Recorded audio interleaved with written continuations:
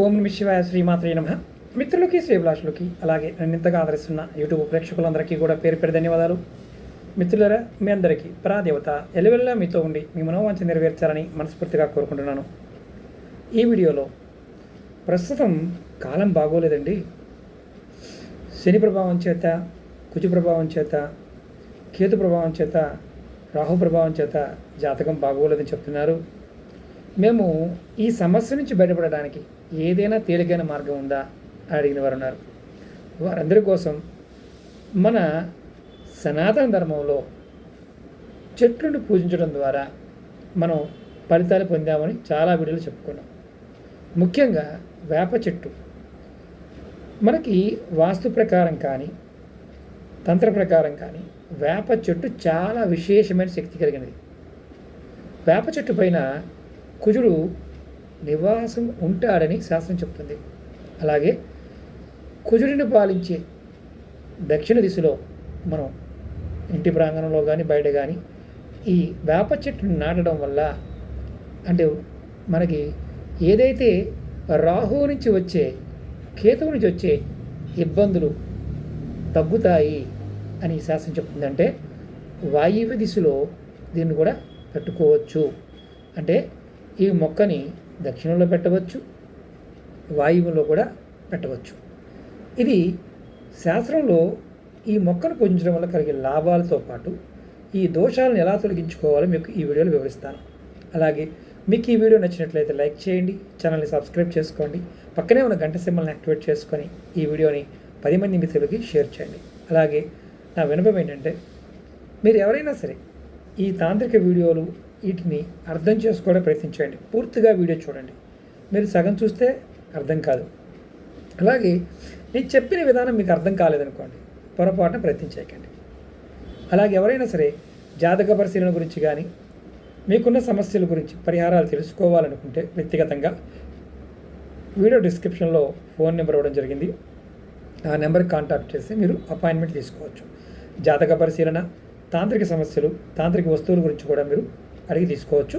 అలాగే మీకు యూట్యూబ్లో నేను చేసే వీడియోలు రాకపోతే మన వీడియో డిస్క్రిప్షన్లో వాట్సాప్ గ్రూప్ లింక్ ఇచ్చాను, ఫేస్బుక్ లింక్ ఇచ్చాను, అలాగే మన వేరే ఛానల్ లింక్స్ కూడా దాంట్లో ఇచ్చాను. వాటిని కూడా సబ్స్క్రైబ్ చేసుకోండి.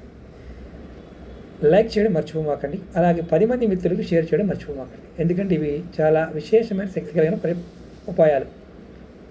మనం అశోక చెట్టు, రావి చెట్టు, వేప చెట్టు, మర్రి చెట్టు ఇలా రకరకాల చెట్లని పూజిస్తూ ఉంటాం, చాలా గౌరవంగా చూస్తూ ఉంటాం.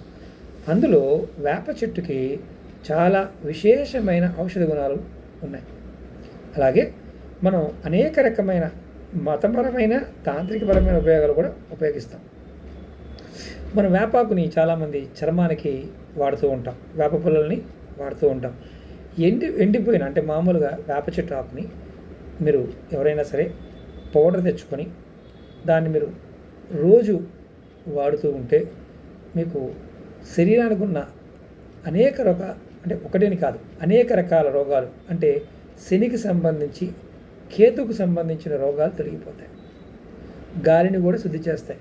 మనం కొద్దిగా వేపాకుని వారంలో ఒక్కసారైనా ఇంట్లో ధూపంలాగా వాడినా మనకి ఇంట్లో ఉండే భూతావేశ రోగాలు పోతాయి. అలాగే జ్యోతిష్యం ప్రకారం వేప చెట్టులో శని భగవానుడు, కుజుడు, కేతువుతో సంబంధం కలిగి ఉంటుంది. ఎవరికైనా సరే జాతకంలో దుష్టగ్రహాల నుండి ఉపశమనం పొందాలి అనుకునేవారు ఖచ్చితంగా వేప చెట్టుని నాటండి. ఎందుకంటే వానలు పడుతున్నాయి కదా, నర్సరీకి వెళ్ళండి, వేప చెట్టు దొరుకుతాయి. కాలువ గట్టు మీద కానీ, అలాగే చెరువు గట్ల మీద కానీ, రోడ్డు పక్కన కానీ, నది గట్ల మీద కానీ, ఎక్కడైనా మీకు అవకాశం ఉంటే, ఒకవేళ అవకాశం లేకపోతే కుండీలో అయినా సరే ఒక వేప చెట్టుని పెంచండి, డాబా పైన అయినా సరే. అలాగే మీరు స్నానం చేసేటప్పుడు వేపాకులు నీళ్ళలో వేసుకొని స్నానం చేయడం వల్ల మీకు కేతువు యొక్క చెడు ప్రభావాలు తగ్గుతాయి. అదేంటి గురువుగారు, మనం వేపాకుతో చేస్తే నిజంగా తగ్గుతాయా? శాస్త్రం చెప్తున్న మాట అది. మనం వేపాకుతో చేస్తే కేతువు నుంచి వచ్చే చెడు ప్రభావాలు తగ్గిపోతాయి. అదేవిధంగా మనం వేప చెట్టు చెక్కని, అంటే మనం కర్రలు ఉంటాయి కదా, ఆ కర్రని మనం హోమాలకి వాడినట్లయితే శని భగవానుడి యొక్క చెడు ప్రభావాలు తొలగిపోతాయి. అలాగే మరి వేప చెట్టుని ఎక్కడ పెట్టాలి, ఏ దిశలో పెట్టాలి ఇంతకుముందు చెప్పుకున్నాం.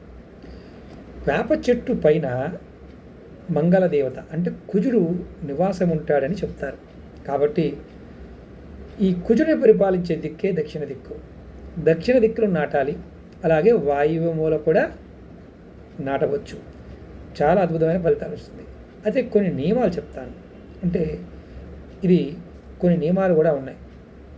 అంటే చాలామంది తెలియదు ఏంటంటే వేప చెట్టు సాక్షాత్తు దుర్గమ్మగా భావిస్తారు. దేశంలో కొన్ని ప్రాంతాల్లో ఈమెని శీతల దేవతగా కూడా పిలుస్తారు. శీతల దేవత అంటే చల్లదనం అర్థం. మనకి అమ్మవారు మసూచి, పొంగు ఇలాంటివి వచ్చినప్పుడు, అంటువ్యాధులు వచ్చినప్పుడు ఈ మసూచి సమయంలో వేపాకులతో స్నానం చేపించడం, వేపాకులతో ఇసురుతూ ఉంటారు. అందుకని ఆమెని శీతల దేవత అంటారు. అంటే వేపాకుల పొగ కూడా తంత్రమంత్ర ప్రయోగాలకి తొలగించడానికి వాడతారు. శక్తిని ఇస్తుంది, అలాగే చెడు శక్తుల్ని తొలగిస్తుంది. అలాగే వేప గింజలతో చేసిన మాల మనకి పూజా వస్తువులు అమ్మే షాపుల్లో అమ్ముతారు, ఆన్లైన్లో కూడా దొరుకుతాయి. ఎవరైతే శనిగ్రహం బాగోలేదు, శనిదేవుడి యొక్క దుష్ప్రభావాలు ఇబ్బంది పడుతున్నారో వారు వేప గింజల మాలని మీ దగ్గర పెట్టుకోండి.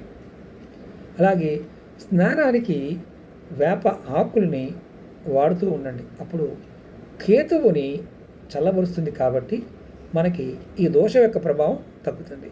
అలాగే ముఖ్యంగా శని భగవానుడికి వేప చెట్టు అంటే చాలా ఇష్టం కాబట్టి కుంభ రాశి వారు ఎవరైతే ఉంటారో, అలాగే మకర రాశి, కుంభరాశి ఇద్దరు కూడా ఈ రాశిలో జన్మించిన వారు ఎవరైనా సరే వారికి చాలా మంచి అంటే మామూలు కాదు, చాలా అద్భుతమైన శుభ ఫలితాలని వేప చెట్టు ఇస్తుంది.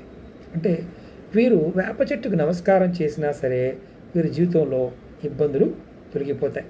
అలాగే ముఖ్యంగా ఈ 2 రాశుల్లో పుట్టినవారు వారి ఇంటి దగ్గరలో కానీ వారు ఖచ్చితంగా సంవత్సరంలో ఒక వేప మొక్కనైనా పెట్టి వాటిని పోషించగలిగితే వారికి పేరు, కీర్తి లభిస్తాయి.